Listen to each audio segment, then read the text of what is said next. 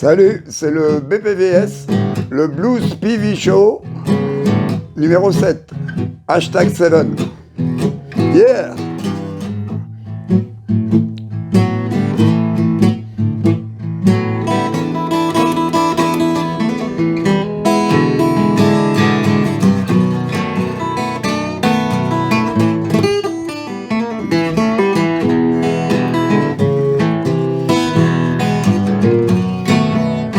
Pour ceux qui ne me connaissent pas, je m'appelle Patrick Verbeek, d'où le PV du show. Et je voudrais vous présenter ma toute nouvelle guitare de marque Vihuela.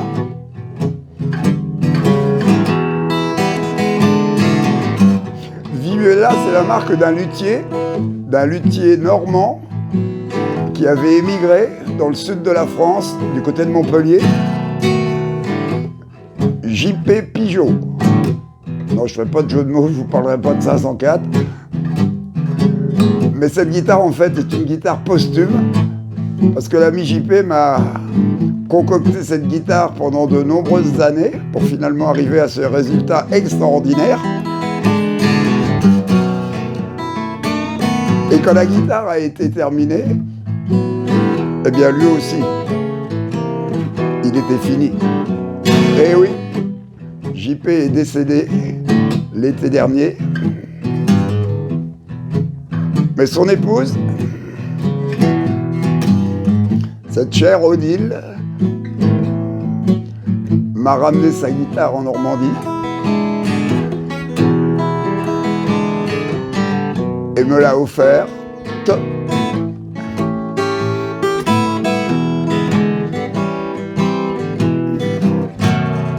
Au cours d'un moment très émouvant avec les petits-enfants du luthier qui m'applaudissaient en train d'en jouer avec les larmes plein les yeux. Ouh, mamma mia!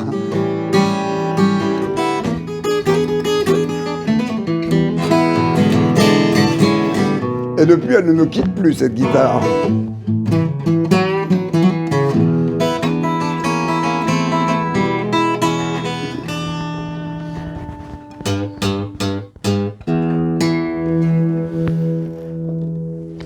Nous sommes en 2020. Eh oui, il faut le savoir. C'est le 7e Blues PV Show, mais nous sommes en janvier. Donc je vous souhaite une très bonne année 2020. Mais plutôt que de vous le faire comme ça, vite fait, puis d'ailleurs je suis un peu à la bourre, mais bon, je vais vous le faire avec une chanson.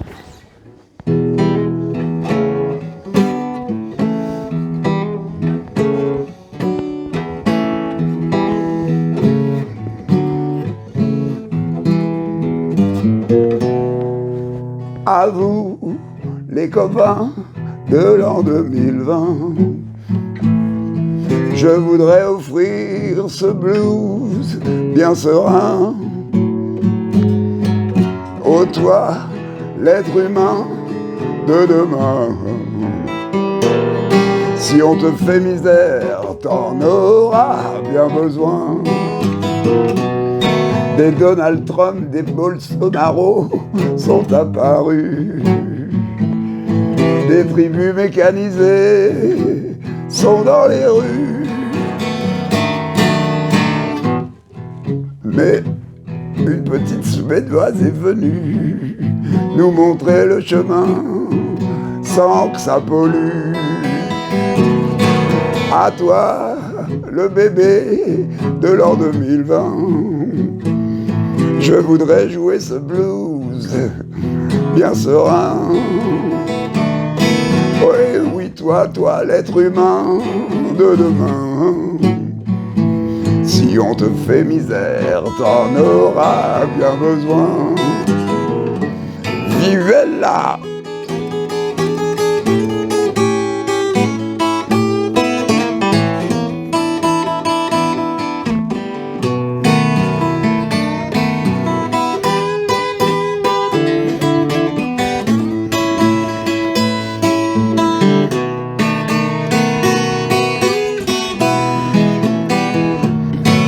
À toi, petite nana de l'an 2020, Je voudrais offrir ce blues bien malin. Oui, toi, l'être humain de demain. Si on te fait misère, t'en auras bien besoin. Si on te fait misère, t'en auras bien besoin. Si on te fait misère, t'en auras toujours besoin.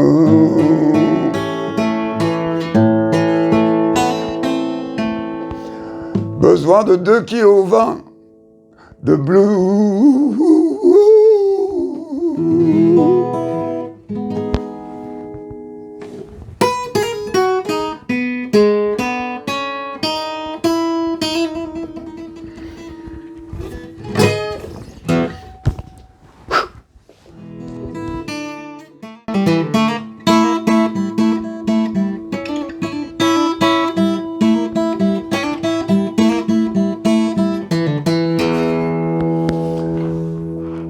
2020 n'arrêtera pas le pèlerin. C'est moi qui vous le dis. Et le pèlerin du blues en particulier, on n'est pas obligé d'aller tous à Saint-Jacques-de-Compostelle, mais quoi qu'on pourrait y faire un jamboree. Yes. Au mois de décembre dernier, c'est-à-dire l'année dernière, eh bien, j'ai eu le grand bonheur et la chance de jouer dans un super endroit à Clermont-Ferrand qui s'appelle la Coopérative de Mai. Et j'étais avec mon compagnon, mon compère, non pas Loriot, mais Bacco, Michaelian. Et nous avons fait un concert, je me souviens, c'était en première partie de Manu Katché.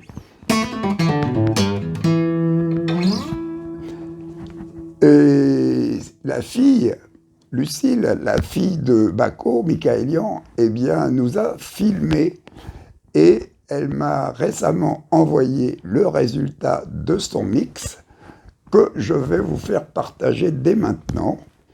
Ce sera évidemment un extrait, ou même peut-être en entier, de quoi des que je vais me payer. Des que je vais me payer, de quoi je vais me plaindre. Oggi, enfin en italien, oggi, aujourd'hui en français. Mais de quoi ?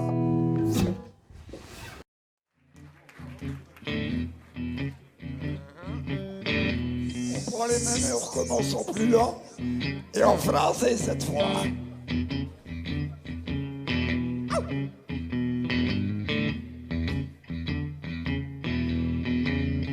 8h du mat, dans mon appart, le soleil tape, j'ouvre un œil et je mate la fille d'en face qui se déplace, se maquille, s'habille, me sourit.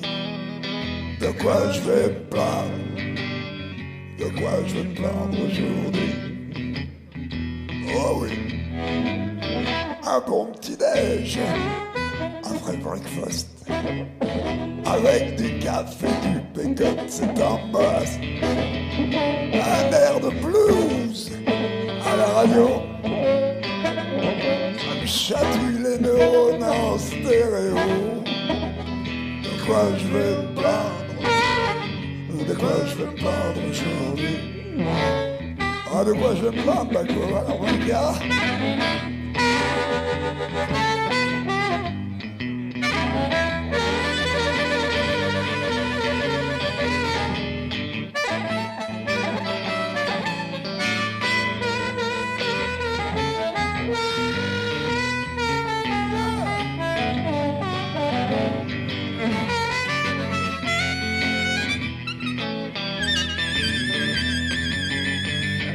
même si la voiture ne veut pas démarrer, là où je vais, je peux toujours aller à pied. Tout le long de la journée, les petites galères nécessaires me font marrer.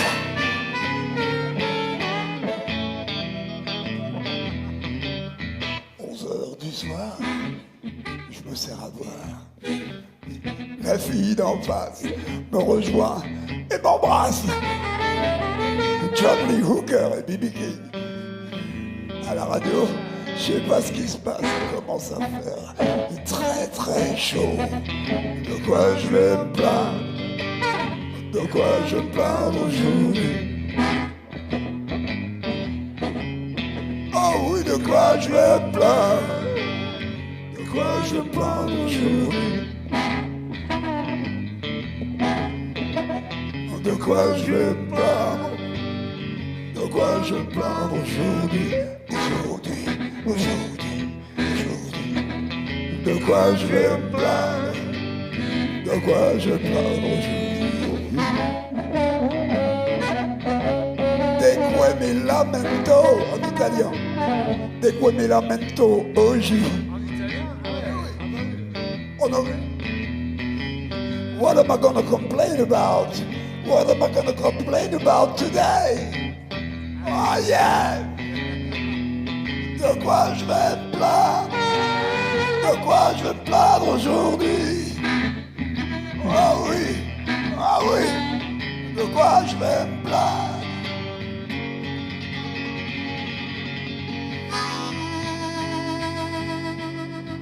C'est vrai que je suis un peu gonflé de chanter de quoi je vais me plaindre en ces temps de grève et de galère sociale.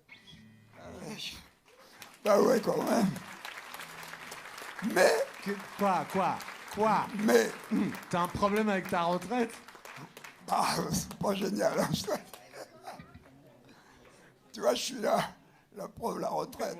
Oh non, c'est pas pour nous. Non, je sais pas, mais c'est vrai qu'il y a des gens qui la méritent et c'est l'horreur pour eux. Donc, je suis d'accord qu'il faut se plaindre de temps en temps, et même souvent, malheureusement. Mais au fond, il faut quand même positiver les choses. Il faut quand même s'apercevoir qu'on vit dans un pays superbe, qu'on a des gens super. Vous êtes là ce soir, moi, ça me remplit de bonheur. Alors je vais pas venir sur scène pour pleurer non plus. Ce qui fait que de quoi.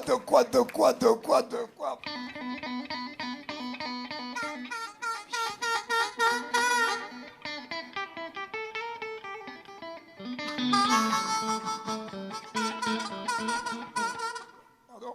Ah bah non, c'est moi.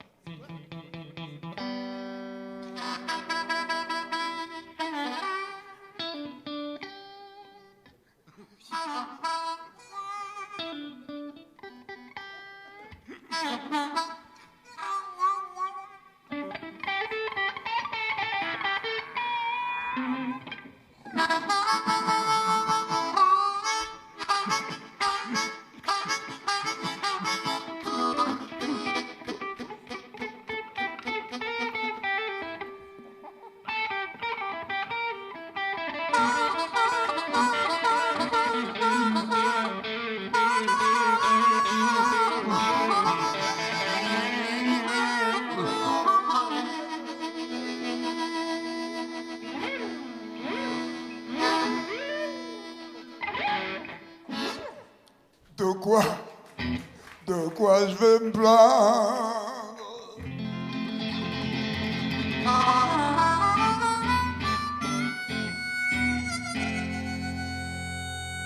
Olé. Oh, aujourd'hui,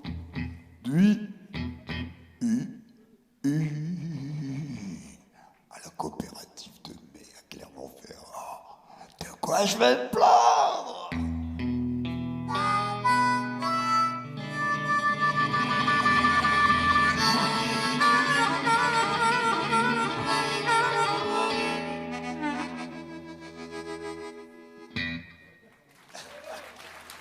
Yes, merci.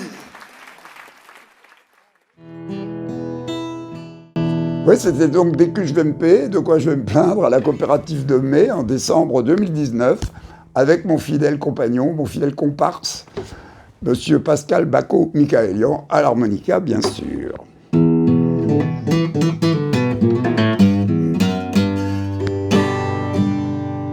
Je voudrais maintenant qu'on inaugure une nouvelle rubrique dans cette émission. Ça sera un thème que je vous donnerai à méditer à chaque fois. Et cette fois-ci, eh bien, j'appellerai ça la pensée centralisante. pour reprendre un certain Deepak Chopra. Et cette pensée, elle m'a été offerte, amenée sur un plateau, je dirais, tout récemment, dans une émission présentée par Pascal Praud. Et c'est la personne qui est la mère de la mairesse, non la mère, mais pas la mother, non, la mayor du 20e arrondissement de Paris. Elle s'appelle Frédéric Calandra, voilà. Eh bien, j'ai trouvé qu'elle avait une belle façon d'aborder les choses, en disant que dans les années 80, on exaltait la différence. Il fallait à tout prix être célébré, cultivé, chacun sa différence par rapport à l'autre. Bon, c'est très bien, mais finalement, tout ça nous amenait à une certaine forme de communautarisme, bon, pas toujours le bienvenu, il faut le dire. Alors que là-dessus, elle a dit que maintenant, eh bien, peut-être parce qu'elle a changé de parti politique, elle était au PS avant, maintenant elle est à la REM, normal pour une mère. Donc, Mrs. Calandra, nous a dit qu'il faudrait maintenant exalter nos ressemblances. Sympa, mais peut-être un peu réducteur. Moi, je dirais exalter nos connivences, bien sûr.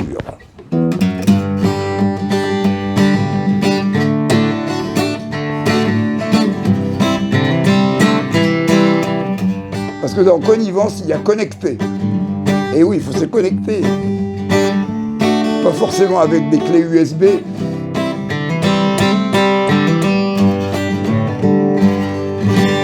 Se connecter tous ensemble. Et maintenant, je voudrais que pendant que vous commencez à gamberger sur cette idée de cultiver nos connivences, eh bien, je vais non pas écouter, mais lire. Ça, c'est le passage privilégié de l'émission où nous pouvons enfin lire quelque chose et vous arrêter de voir ma tronche.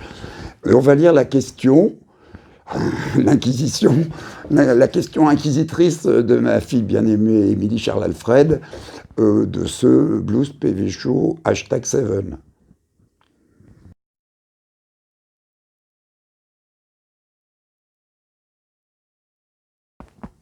Alors, comment as-tu fait pour autoproduire ton premier album Blues in My Soul, en 1980? Bah oui, c'est vrai que ça n'a pas été facile non plus. Parce que ça coûte quand même de produire un album. Donc, mais j'ai eu de la chance en même temps, parce qu'à l'époque, on squattait carrément le studio Davout, superbe studio parisien à la porte de Montreuil, où enregistraient toutes les grandes stars de l'époque.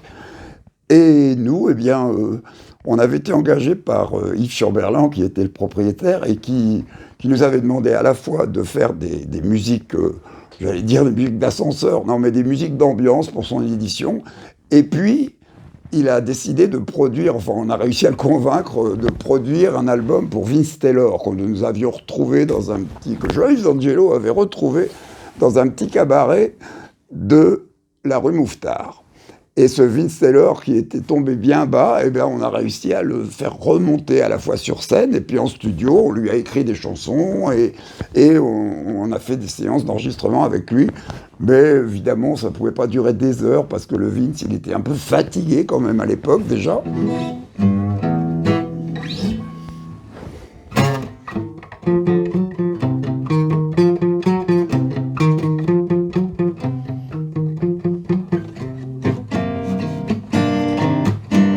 Oui, donc ce Vince Taylor, eh bien, à partir de 17h, il n'arrivait plus à faire grand-chose au studio.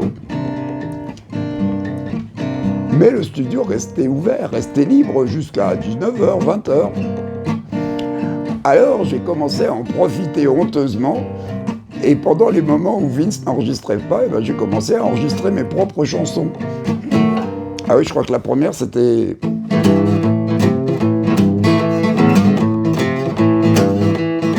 J'en finis pas de monter dans l'escalier de ma môme. Oui, bien allumé dans l'escalier de ma môme. Je voudrais lui dire que je l'aime, mais que dans le fond, elle a pas tous les torts. Et puis aussi, c'est pas le whisky. Non, c'est pas le whisky, ni le gin, ni le kir, qui me faisait chanter tous les soirs. Mais tu comprends, ce soir, barman, Je suis noir et je plaque ma femme. A choisi le roi ou à Montrouge. Fallait bien choisir un jour. Ma guitare vit, lui, elle là où ma femme. Moi j'ai choisi le blues.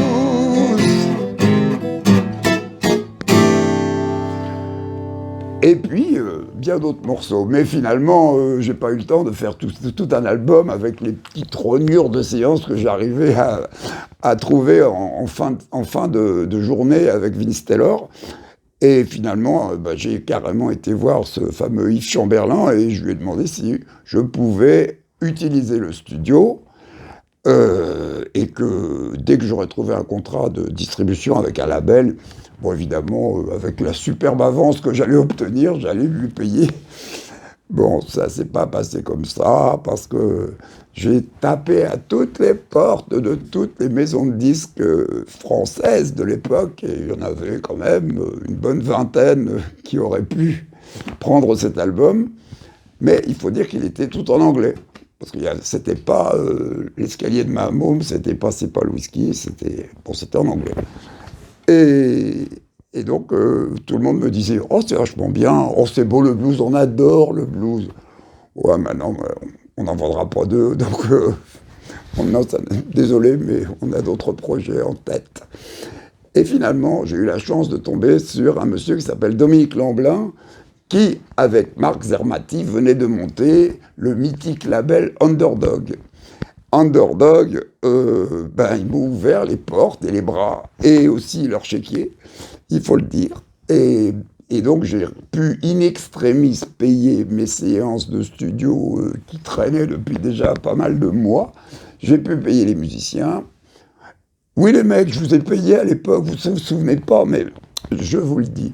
Donc oui, c'est vrai, c'était une super équipe, hein. Il y avait Jeannot Cirillo, toujours présent à la batterie, il y avait Jackie Chalard à la basse, il y avait Guillaume Petit au piano, il y avait également quelques musiciens américains qui sont venus faire des séances, comme le regretté batteur Vic Pitts, batteur américain qui était venu habiter en France à l'époque, qui vient de lâcher l'affaire et de nous quitter il n'y a pas longtemps. Jimmy Gibson à la basse aussi, génial. Et puis plein d'autres copains invités, évidemment les harmonicistes, il y avait Benoît Blue Boy, il y avait Mox Goland, il y avait Vincent Buchy déjà. Oui, vraiment, c'était un grand plaisir de jouer avec toute cette équipe-là, puis ça a donné un bel album. Mais quand Dominique Lamblin m'a fait signer le contrat, avant même de me faire signer un contrat, il m'a fait un chèque, il m'a dit « Vas-y, règle tes dettes et on discutera après ». Et ça, c'était très, très humain et très beau, ça m'a beaucoup plu à l'époque, et ça a beaucoup plu surtout à ceux à qui je devais des sous. Et du coup, de ce fait, je voulais dire, de ce fait, je me suis retrouvé avec un album en anglais, difficile à promouvoir. Et Dominique Lamblin m'a conseillé de faire quelques titres en français. Et donc, je me suis enfermé dans un bureau pendant, je me souviens, c'était tout le week-end du 14 juillet, ça durait 3 ou 4 jours. Et je me suis enfermé avec un type qui s'appelle Luc Olivier, qui était parolier, auteur. Et donc, avec lui, on a commencé à travailler sur le texte en partant du texte anglais, un petit peu comme faisait Eddie Mitchell, c'est-à-dire partir d'un texte en anglais et faire sonner des mots français à peu près avec la même sonorité, la même consonance. Et puis ça a pas mal fonctionné. On a même fait une version de Willie and the Hand Jive qui est devenue Shanghai.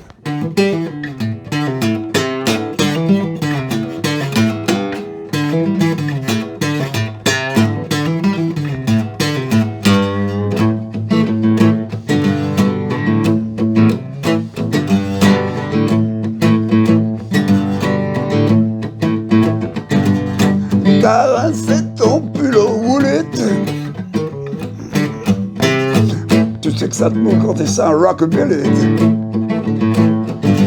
Quand tu tourbillonnes sous les lasers. Moi je courbouillonne dans la sono. Tu cries stop, viens boire un verre. Moi je te dis, honey, je bois que du champagne. Shanghai, Shanghai, Shanghai, j'ai le blues de Shanghai.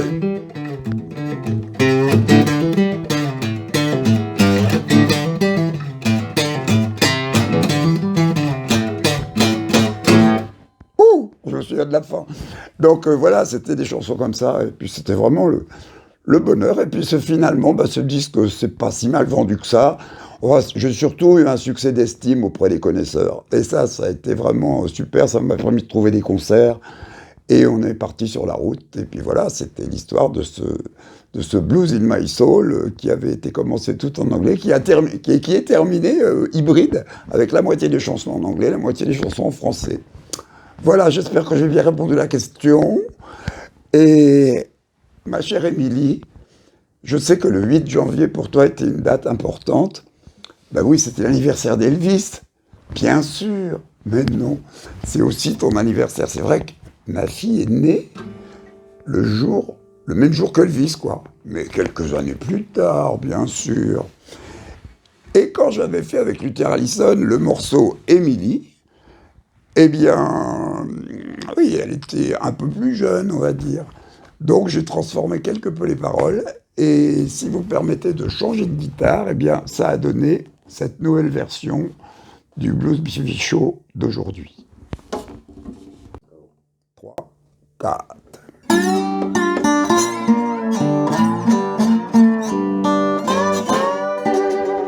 Je suis fier d'inaugurer, pour l'anniversaire de ma fille Émilie, un nouveau bottleneck qu'on appelle un marble neck, qui m'a été offert par un marbrier, pur marbrier français des Pyrénées. Donc en marbre des Pyrénées, ça sonne d'enfer.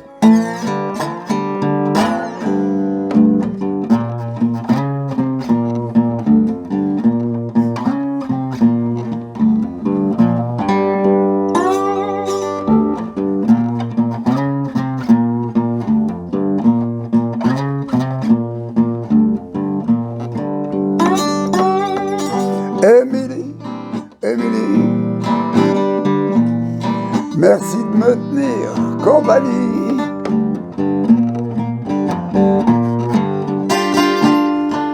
Émilie, Émilie baby, thank you for keeping me company. Je suis un peu vieux, un peu barjot, peut-être, comme un bluesman de Chicago.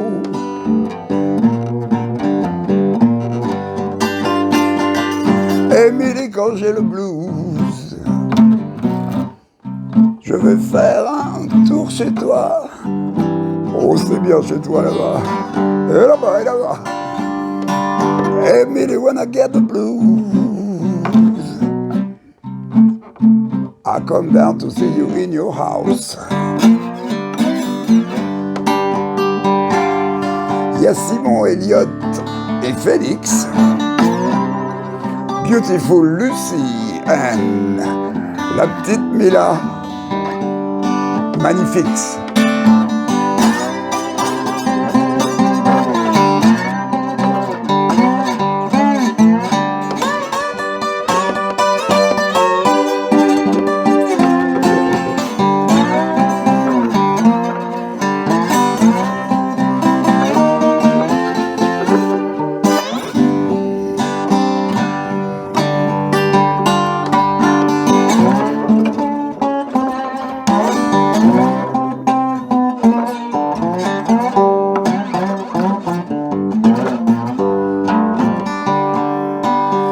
Émilie, t'as tout juste 22 ans aujourd'hui et tu t'occupes si bien de ta maman.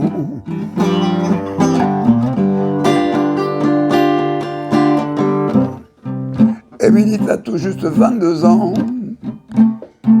et t'as déjà 4 enfants. Ah, t'as fait vite, hein? Comment seras-tu à 42? Est-ce que tu nous rendras encore tous heureux? Aussi heureux?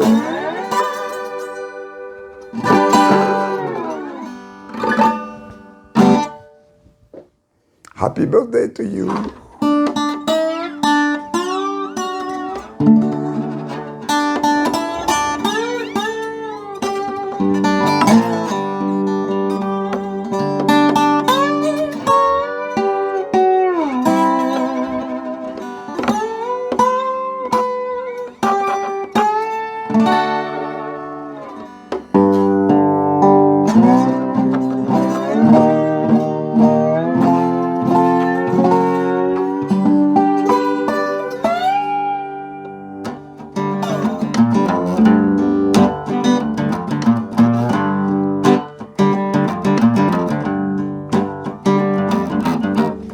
Quelques petits rendez-vous.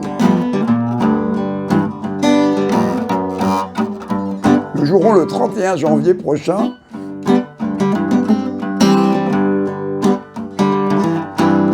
Et oui, nous jouerons au Saint-Georges. Le Saint-Georges, c'est un endroit qui se trouve à Neuilly-Plaisance, dans le 9-3.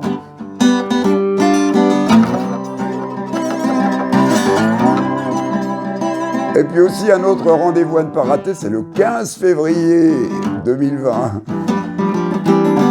J'organiserai comme d'habitude un débat sur et autour du blues et des musiques connectées, genre le rock, la country, le gospel, et même peut-être quelques chansons.fr.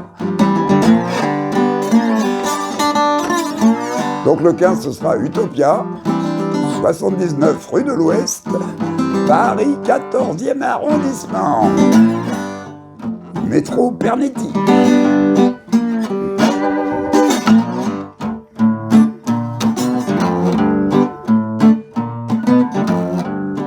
Et maintenant je vais vous dire au revoir, bye bye, so long, dear blues lovers de mon cœur, bye bye. Arrivederci.